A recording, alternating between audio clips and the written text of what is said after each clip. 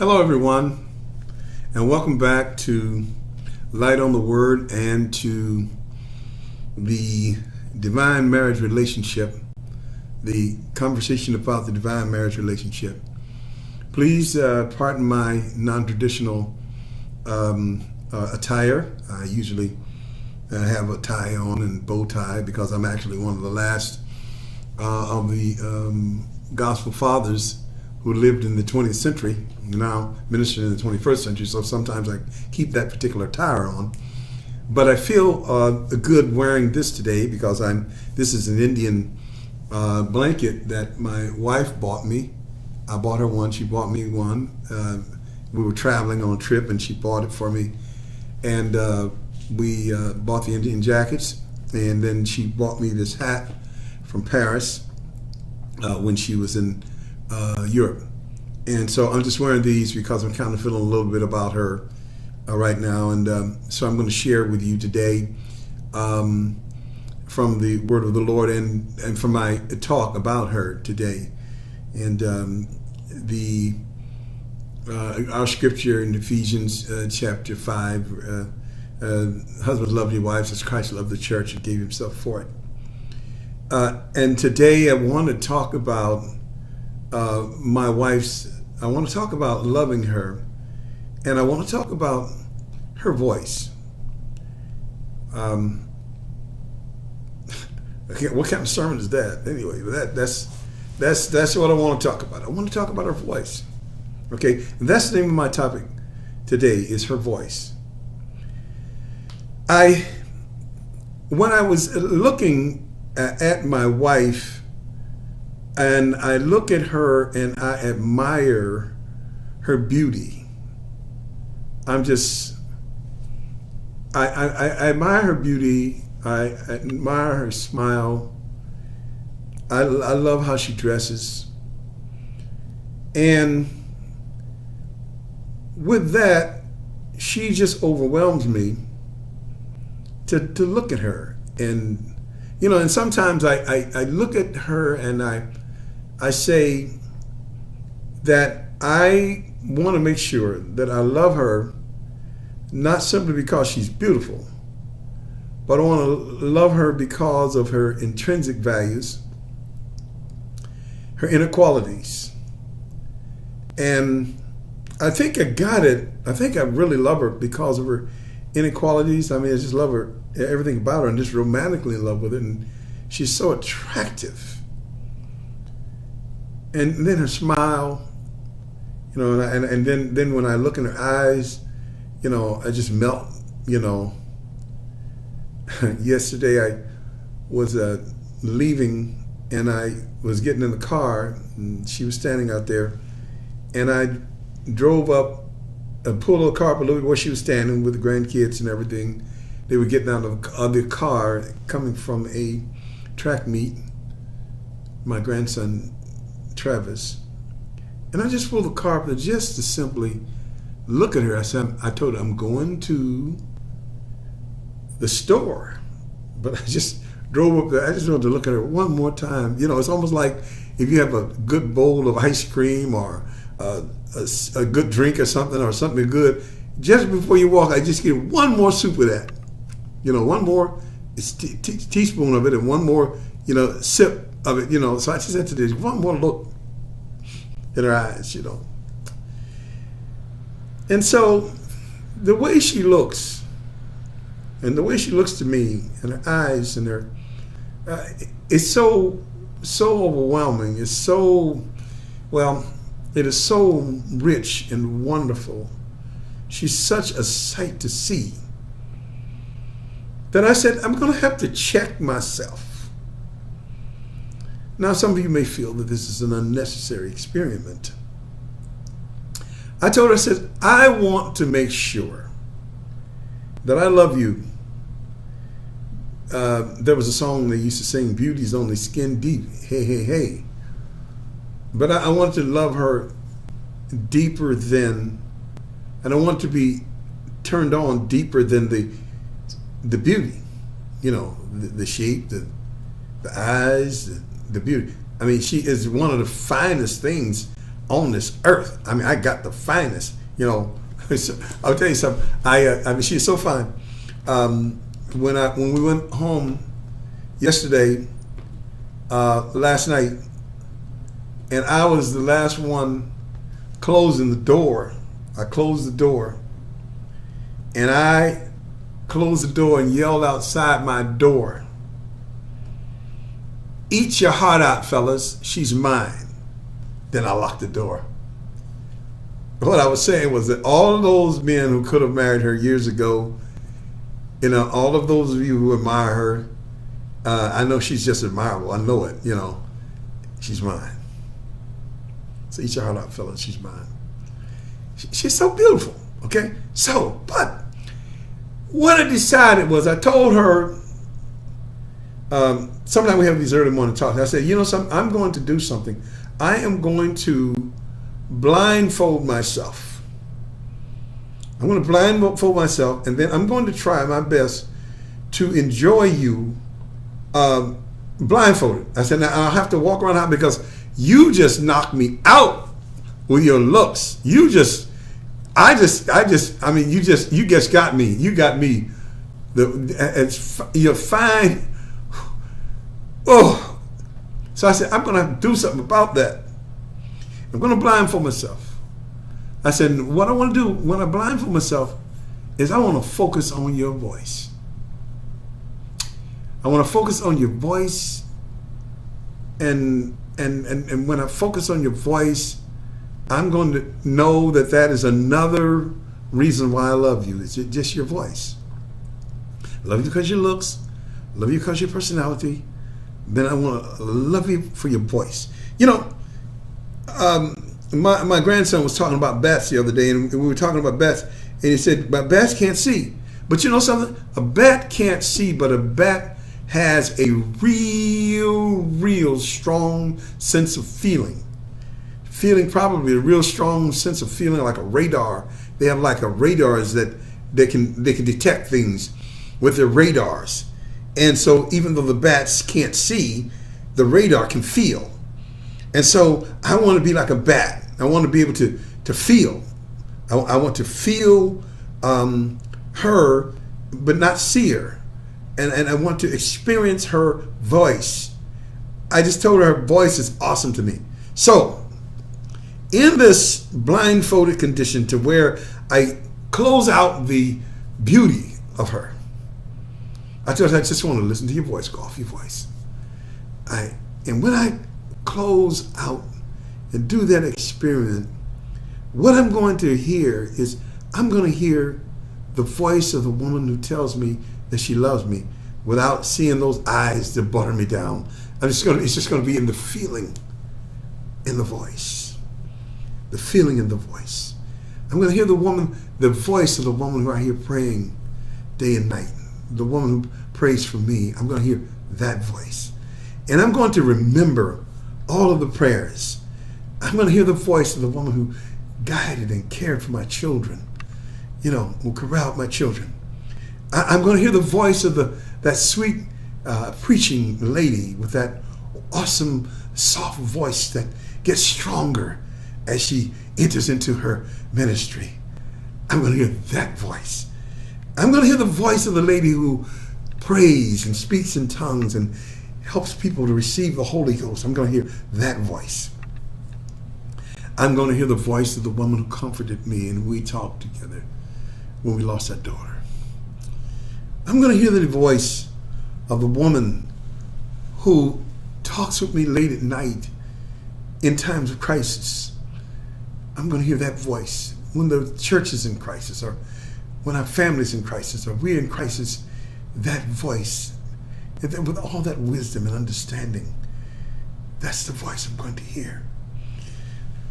I'm going to hear the voice that I heard in the hospital room when she bore our children, and the crying. That voice. Oh, come hold me, Larry. Hold me.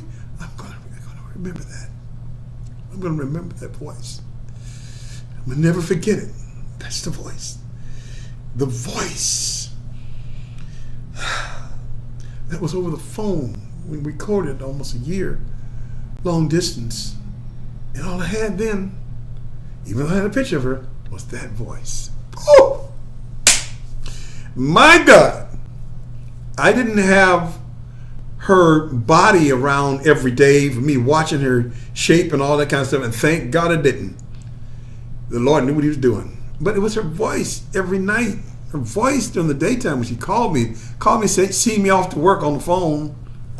Then at night, we would talk about how the day went, what happened to her church, what happened to my church, what her pastor said, what my pastor said, the very scriptures we discussed. We were on the phone, ran up hundreds of dollars in long distance back in them days. You didn't get long distance free. Back then, we paid for it, but it was hundreds of dollars. I was just that voice. Woo! Hello, Elder Brown. Hello, how are you? Oh, I'm doing fine. Sister Tanya Brown, how are you doing? I just came in from church. I said, oh, you are a church lady. She said, oh, yes, I love church. And I remember her saying that. That was 30-some years ago. You're talking about how she loved church and the things that were going on about Brother McCoy and Elder Shaw and Elder John Thomas and the various ones, Sister Kay and this one, and the choir had practice. And we were in our council this week with Bishop Red, and we had a wonderful time. And oh my God, I'm just sitting there listening to her. And I couldn't hardly wait for that courtship period of time to go by. Then she had a little picture. I would look at the picture. But that voice, that's the voice that she has today. She has, and I, when I'm blindfolded, I'm going to hear that voice.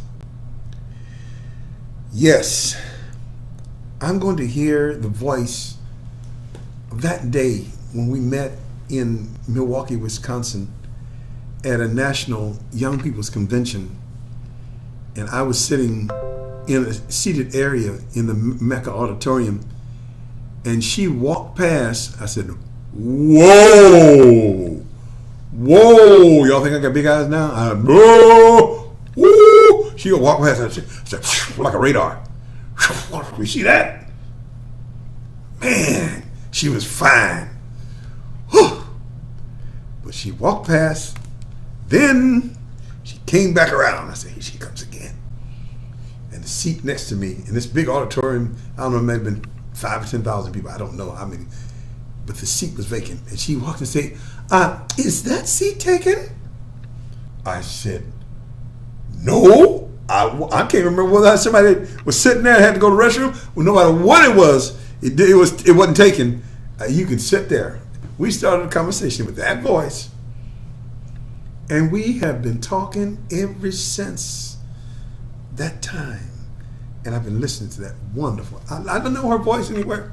I know if she comes in the building, I know it. I remember one time I was in a conference, and there's a lot of people in the conference, and I said, my wife's not here, and I can tell whenever she gets here. It's just something about her I can tell. Okay, she's here. I can tell when she's in the building. This was a place that seated about 1,500 people, and I can tell when she's in the building. She hadn't made it yet, and I knew, but hearing her voice in a lobby, and someone said, "That's the sound of my baby," or even her voice as we travel together and she's talking to me. That's the sound of my baby. That's the sound. That's her voice. I want to hear her voice. And I love her by all of the things, all of the memories that I experience when I hear her voice. And I'm so glad she's still here. We there's almost a whole new generation in town from when we were, when we first were married. Our parents are gone. Our pastors are all gone. But her voice is still here. And I just want to hear her voice. Her voice is magnified if I close my eyes, and all of those memories all of what she's done, all of how she stuck with me, all of how she talked to me. Oh, cherish the voice of your wife. Men, cherish the voice of your wife while you have your wife. We had dinner with a minister just last week, and he was talking about how he lost his wife. This minister was 80 years old. How he lost his wife when she was only 49. She didn't even make it to 50 years old. And how like there's a song that says, "If I can only hear my mother pray again, that would mean so much to me." I'm sure if he can only hear his wife's voice again. And so every day I hear a voice, I am thrilled. I love her immensely. And she loves me. And I love to hear her voice when she says, "I love you." And I'm sure she loves to hear my voice when I say, "I love you." I tell you, I keep asking her to please forgive me for just always in her face and telling her I love her and always complimenting her and always. I said, I just don't want to be overbearing. And then she tells me in that voice, she says, "You're not overbearing." She says, "I want this to last for life." I said, "Thank you for accepting me. I just love to hear your voice." She says, "I love you." She said, "Oh, baby. Oh, baby, I love you." Woo! I got the goods. I just thank God for it. I thank the Lord because I believe the Lord made this woman for me. I waited a long time working in the ministry. Before I got married, I was almost 28 years old.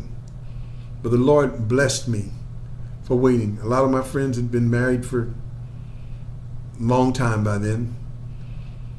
But the Lord blessed me for waiting and gave me the finest woman in the world.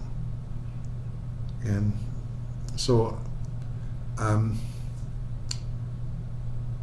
she's not here right now, but she's on her way. But I was just sitting here and I just wanted to talk and share with you, brothers. Can you identify your wife's voice anywhere? Do you know what it sounds like over the phone? I'm sure you do. Do you know that voice that you hear when you and your wife are alone in your bedroom at night and you're talking? You remember that voice? You know that voice. The voice of her comfort. How she comforted me when my parents died, when my daughter died. She comforted me. We comfort one another. That voice that you hear is the voice of your one that loves you. So, husbands, maybe you do the experiment. Blindfold yourself, and then just let her talk. When I do this experiment, I'm gonna walk through the house. I'm trying to find my way around, but I'm just trying not to look at this woman. Try not to look at this woman because she will just blow your mind, and this is what I'm saying, but will blow your mind with her looks, and you trying to do a test on the voice. That's why the blindfold. The blindfold is to let me go into nostalgia, romantic nostalgia of all of the things that she said and all the places we've been and all the things that we've come through together when she spoke with her voice. So, I love her dearly, and this sermon today is her voice. I want to hear her voice and reminisce on all of the good things in our life that she said with her voice. God bless you. Thank you for listening in today. Husbands, try to hear her voice and see how pleasant it is. And tell her, honey, there's no voice like your voice. And I'm so glad your voice is here. God bless you and keep you. In Jesus' name.